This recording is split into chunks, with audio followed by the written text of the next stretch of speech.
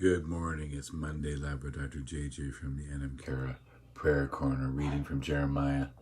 The days are surely coming, says the Lord, when I will raise up for David a righteous branch, and David shall reign as sovereign and deal wisely, and shall execute justice and righteousness in the land.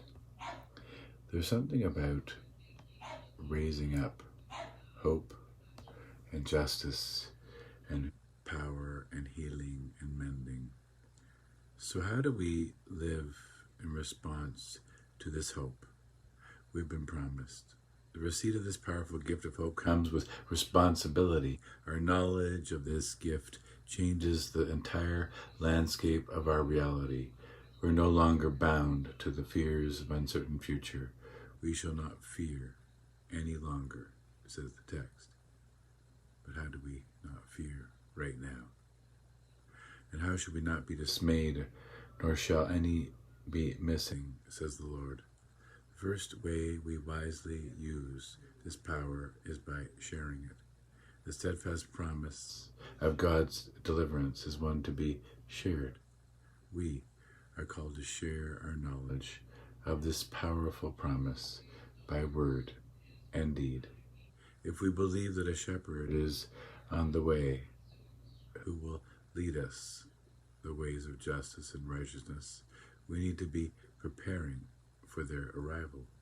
What better greeting would there be for this shepherd of righteousness than to be living in the ways of God's righteousness as best we can in this time and place? Sometimes when we receive the promise that God will be bringing deliverance, we mistakenly believe we are removed from the pursuit of improving our current conditions. On the contrary, we need to be deeply engaged in the world, doing all we can to prepare for the arrival of the shepherd. But in the midst of our very best efforts, we are to be ever mindful that it is the Lord who will raise up for David a righteous branch.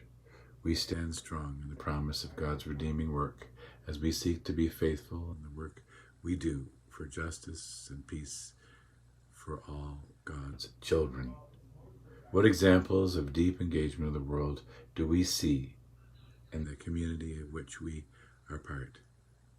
And faithful shepherd, help us to be a strong presence, active in your redeeming work in this world today.